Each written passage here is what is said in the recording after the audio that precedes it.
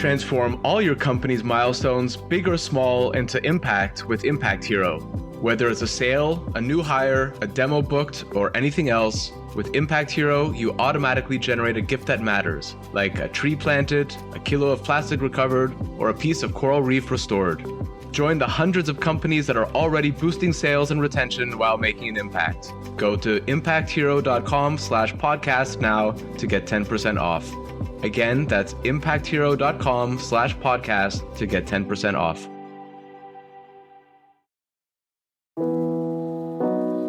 Welcome to another ClimateTech podcast, interviews with the people trying to save us from ourselves. It's the holiday season, and so in the spirit of giving, I asked fellow ClimateTech podcaster Tarmo Virki if he'd like to do an episode swap, and he graciously agreed. Tarmo is the founder and host of the Nature Backed podcast and has been interviewing climate leaders since the beginning of 2022. Tarmo is from one of my favorite countries on Earth, the Baltic state of Estonia, a country that, with a population of only 1.3 million, punches way above its weight in terms of startups and positive influence in the EU.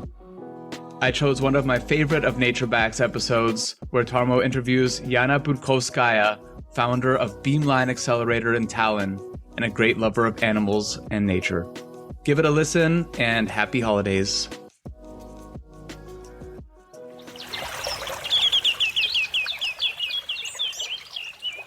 Welcome to Nature Back, the talk show where we are talking with investors and entrepreneurs about the green future. Welcome to Nature Back, Jana. Thank you for inviting me and having me. You're running Beamline. Yes. Tell us, what is Beamline? So Beamline is Accelerator and fund. So what we do, we back cleantech teams in their very early stage of development to help them to grow and to find the perfect scalable market. You're based in Tallinn, but teams can be anywhere? Teams basically can be anywhere, but we try to be very focused only for Europe. Again, it's just because of how quickly we can get to the teams and how precisely we can help them, because we maybe not so well knowledge about Latin America landscape. Mm. You said that you're working with cleantech. How do you guys define cleantech? This is, super interesting. And I think that everyone, if you listen about it, what is cleantech, you think about clean technology, yes, as we like to shorten the words in startup life. But cleantech in European Commission has very, very wonderful definition. And I will even read it because I just found it recently and I'm really, really cool, happy about it. So cleantech is new technologies and related to it business models which can offer competitive returns for investors and customers while providing the solutions for the global challenges. And this is exactly how when we didn't know exactly how cleantech will be evolving, it was how we felt about it, that we knew that cleantech is not only about energy, it's not about, some kind of logistics or some kind of purification stations, but it is about all of aspects of our lives. When you think about how you use resources more effectively, you use clean energy, clean technology, less chemical compounds, and so on. And it means it can be wherever, from agriculture to food tech, from energy sector to logistics, transportation, to space tech, basically. So basically, definition-wise, many people could probably think green tech when they say clean tech and vice versa. Yes, I think it's now becomes more and more complicated, but that's why we stick and we believe in clean tech, because it is not only wider, but it's from one side it's super wide, from other side, when you define the global challenge where the solution is addressed, then it's super clear. When you can understand, for example, as we have now in the current batch, the batteries. And we really know that it means that we by prolonging the lifespan of the batteries, we use the less of critical materials. We don't waste them. Boom. This is super clear. We know that this is shortage of the raw materials. We know the batteries, the production is not the cleanest one, and so on. So it means that if we keep our resources and we keep our equipment and machinery as long as possible, then it's already very good. You said current batch. So as an accelerator, you work with a batch logic. And currently, what kind of themes or what's the kind of overarching theme of the batch you have in the accelerator now? So just as a spoiler, yes, we have now, I would say, one of the most exciting batch because it's very deep tech and more focused in tackling with the challenges in material science, which for me is like the most interesting. But just to come back about the Beamline, as I mentioned from the beginning that it's Accelerator and fund, it means that we invest into teams. It means that when we decide that we want to work with team, first of all, we back them with cash, and then they enter the program, which is like from 3 up to 6 months for us, plus the alumni club that we keep stick together with the teams. And so this is a normal batch what we have, so traditional equity, money, so on. And this deep tech batch is super interesting because it's at our first batch when we use non-equity money, and we provide all kind, like very, very wide variety of different services for the teams, starting from the product development up to the business development and investments. So this is super complex but because of it's done in cooperation with our Ministry of Climate, it means that we can help really these deep tech scientists, which are not, I would not say not so attractive for the early stage accelerators as we are, but it is not. It's even not fair, but it's not right to take the equity in such an early stage of the deep techs, because the span when they start to think about the equity or start to go to the market is so long that they really need to take the non-equity money. But from the other hand, I truly believe that it is super cool that ministry has given this money to the private sector, because if we leave deep tech startups or scientists with their own startups ideas in the university, in the lab, and we will give them money only there, then it means that they will not be pushed to the community of the investors, of the mentors. They will not just meet same people, Basically, they will never get out of the lab. Unfortunately, I don't want to say like, because I think also that the university are doing a perfect work, and they really try, and there are very cool communities built up already around the universities where they have their own programs. But still, we all know that, as we say it in Estonian, Kiikla kasvatab last. It's the same as like the community is growing up the startup. Right, yeah. So the startup, to understand what's going on, he or she need not only communication with investors and corporates or the representatives of potential clients, but also just to communicate with the people who may be one step ahead or a couple of steps ahead. Just to be in the community, because it's so important. Absolutely. You mentioned earlier the alumni club. I think that's probably the crucial part of all accelerators. Yes. Because when you just work with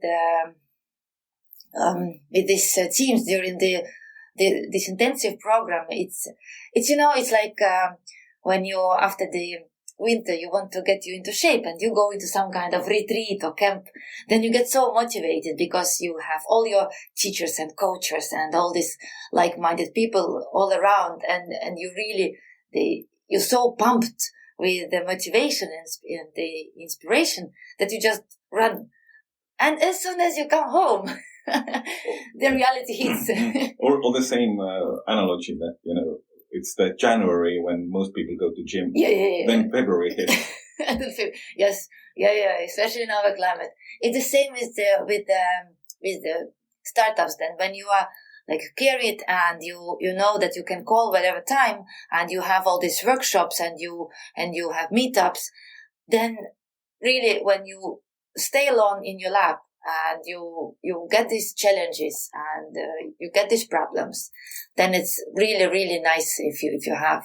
And of course, also the idea of Accelerator is like, again, from the definition, it's idea how to push you, so to give you extra momentum, and to keep up, you need time. So we cannot even expect that everything will happen during 3 months. No, it will happen after a year, after 2 years, and sometimes all the knowledge what you have absorbed during the acceleration program, it will reveal and become the skills really afterwards.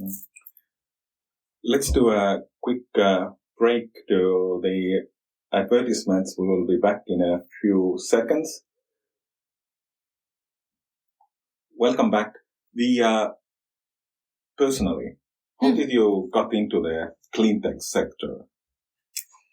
I think I was always into nature. I really loved it, and I was in our school. It was a club for the hiking. So, and I have had a book about how to, like, hiker survival guide or something like this, like for the kids. So I was continuously reading and trying to find the north and south and develop some tracks and so on. So it was always inside.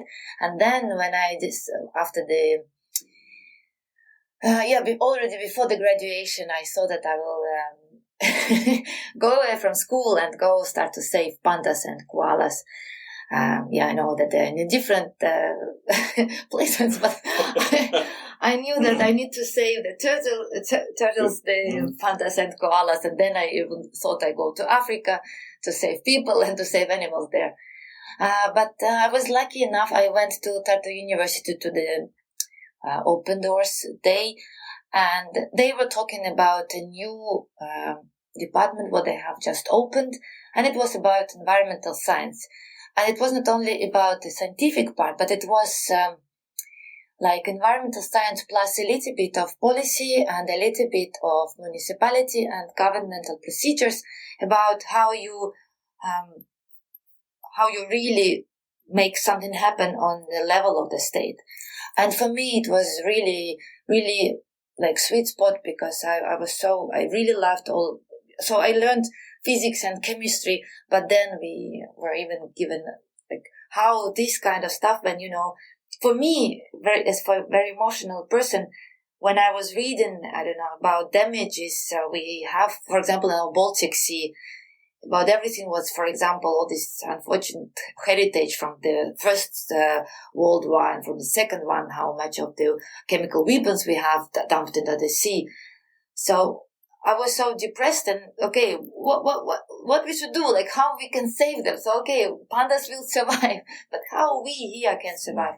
That's why I think for me it was very crucial that I got the knowledge about the policy making, that yes, via the policies and regulations and different kind of management tools, you can really achieve something. And then I was really into project management.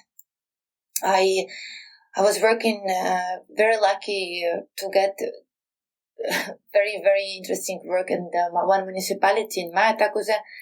And because we have had enough of money because of the oil shale, which again, like really triggered my emotions about our nature, but from other side, because of the money were available. And our mayor was, he was okay with risks. So we have done several very, very unique projects for environment in the municipality. So we still are very unique, holding this low temperature based heating system in the village called Kiikla.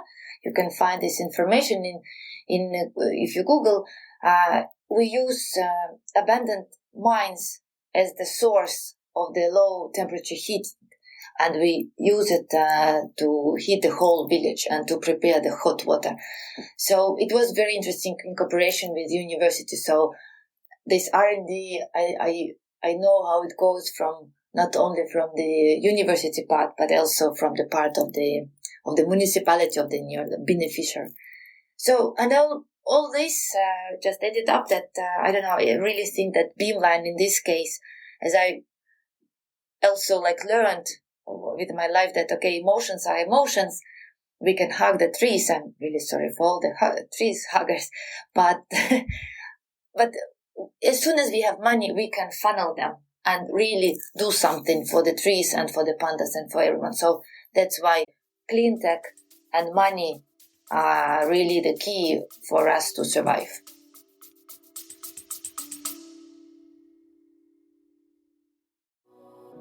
I work with a lot of companies who plan to open up shop in or expand across Europe. My one big piece of advice, don't fall into the trap of setting up a new entity right away. Instead, talk to my friends at Paracar, who can help you get up and running without all the costs, not to mention the legal and HR hassle.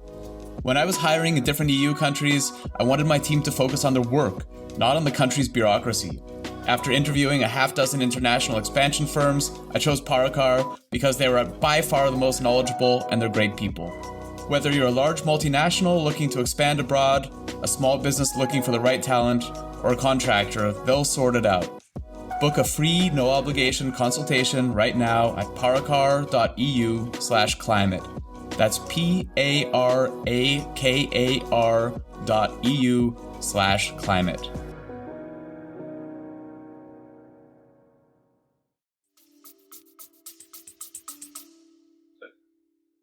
Mäetaguse Kiikla, that's in Ida-Virumaa, part of yes, Estonia. Northeast of Estonia. Northeast of Estonia, next to the border to Russia, for all the audience out there who is not very familiar with Estonian geography, which is probably the case for many of us. The Kiikla, being Estonian, I've never heard about Kiikla. Cool. So now you know, there is a Kiikla. Okay. But that project's still running. They still get their feedback from their mines. Wow. Yes. This is the magic from renewable energy sources. That you, as soon as the machinery works and you maintain, it just gives you the energy. Wow. So yeah, it's not like the oil is over. Right. And the koalas are saved and the pandas. Yes. So I think that someday I will reach there. I just checked it. It was a little bit expensive to save pandas. It's rather expensive project. But there are a lot of people around the world working on that probably, and there's not too many of them left. I think pandas are the part of China's heritage diplomacy. Yeah, because there are no any pandas left in the wild nature. It's like, if you think about it, it's absolutely fascinating. It's like how quickly we have managed to damage the earth. It's like, it's everything what we are talking. I really like the book about these breaking points that we achieve it so quickly. It means that very often it's the same as you are building something, I don't know, team or your financial scheme, and if there is no enough of stability or the procedures are not there, then it breaks so quickly. You can imagine, yesterday it was working and today it's over. It's just over, like it can be clinically that. As an emotional person, how do you manage with this kind of stress, looking at the climate change and the environmental challenges, and pandas are dying and thousands of other species probably too on a regular basis? This is, I think that it's not a secret for anyone, but if you do something with your passion, then you just... So for me, the biggest challenge is not to make any kind of substitutional activities, if you are really thinking about that, yes, somewhere something is really bad, then not to put yourself into this kind of emotions and to try to, you can say it, that's like smooth it or like to I don't know. Greenwashing. Greenwashing it from some aspect. It's like it is like negative. But sometimes when I don't know, let's just play around a little bit another angle that I don't know. Kids are from refugees, don't have education, and you come in for the Christmas with the gingerbreads. This is super nice, super cute, but this is what I really want all of us to try to avoid, because emotions can bring this greenwashing, and let it be like green emotions. It means that we do something cute, but is it really necessary? Yes. Does it make sense? Exactly. Yeah. Taking the contrast, I mean, with the climate change accelerating, we have hit the 1.5. The governments on a big scale talking to each other, nothing happens. Yeah. And then you work with dozen startups in this scheme.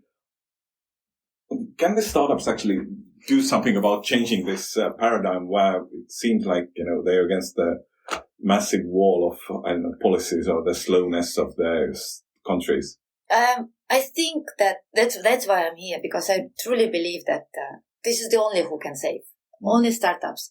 It's the same as, all these, in a good way, crazy guys who don't believe that something is impossible. They have some passion. They have some ideas. These are the scientists, these crazy scientists. Those ones who argue with obvious things. Those ones who argue with corporates, who say, but we have done like this.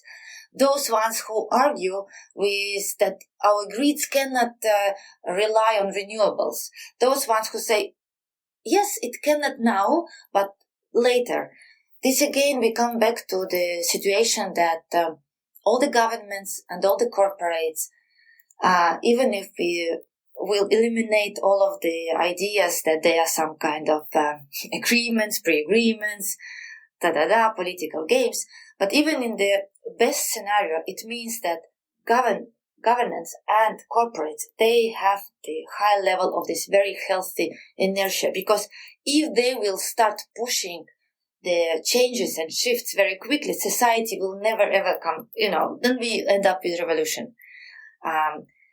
But from other side, this is super good that we have this kind of, I hope, integrated and inclusive community of startups, because they should be, like a liquid between this inertia and huge like bubbles, and they should like ping them, dun, dun, dun, dun, and it means that they will push the whole system towards something. So this is like the smoothing the way for this huge machine which called our society. That's why and of course, what does it mean for the startups? First of all, what government should do, and what I really truly believe, and policy. Now we know that the biggest value on this earth is talents. If we think about the humankind, it's only talents and this empathic relationship with humankind and with Earth. First of all, so it means that we need to really invest into people, and this is also what startups do, and this is also what government can do by investing into education. Another is again policy making and working with with corporates and government with high level of this pan-European government institutions, that how we make our regulations be more flexible or be more adoptable for the newcomers. Some kind of like sandboxes in regulations for them to really to be a little bit quicker in disruption, and for the corporates to be more comfortable with accepting these new ideas. And of course corporates, but again corporates are also under pressure of corporates laws and regulations and all of this.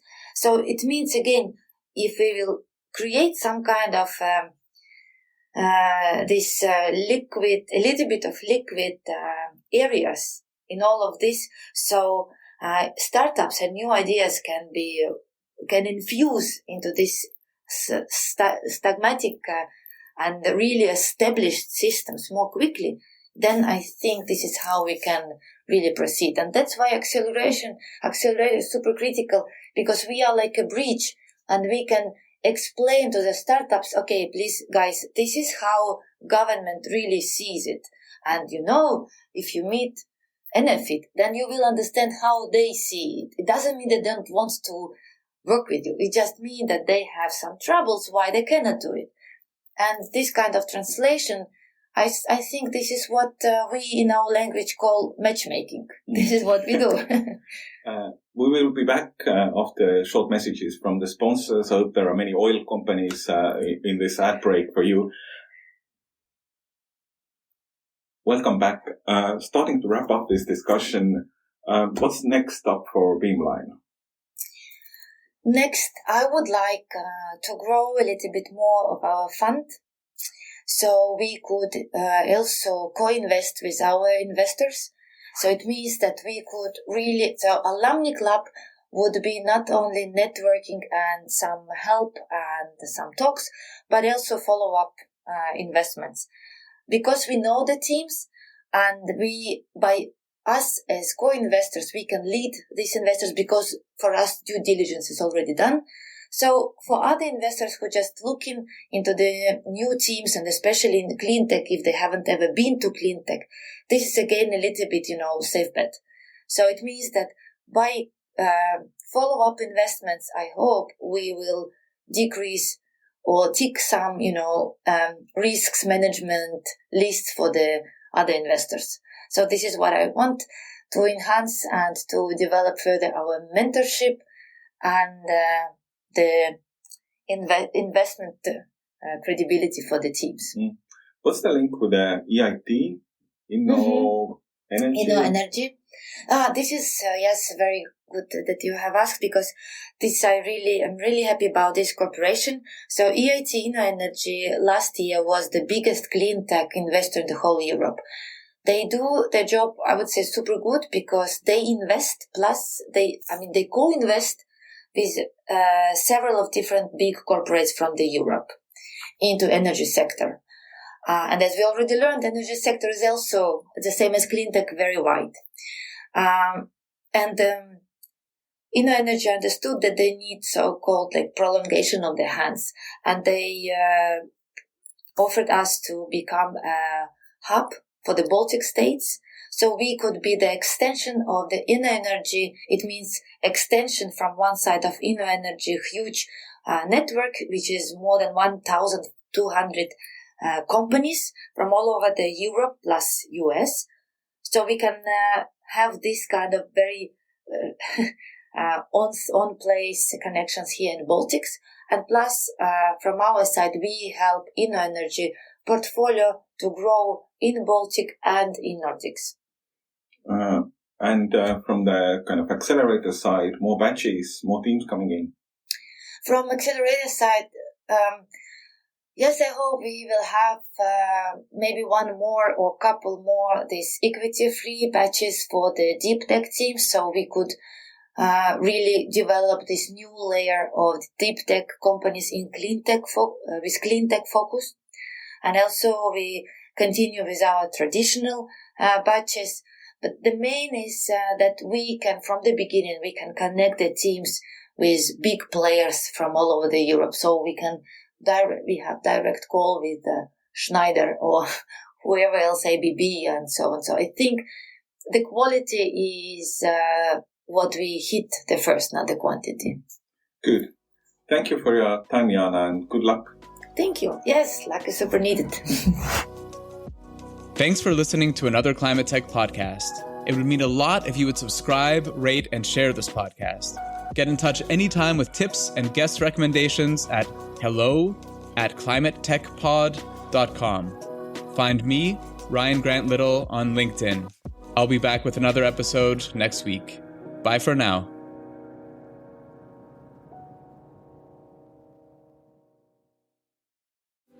This episode is supported by Grizzle, B2B content to create and capture demand.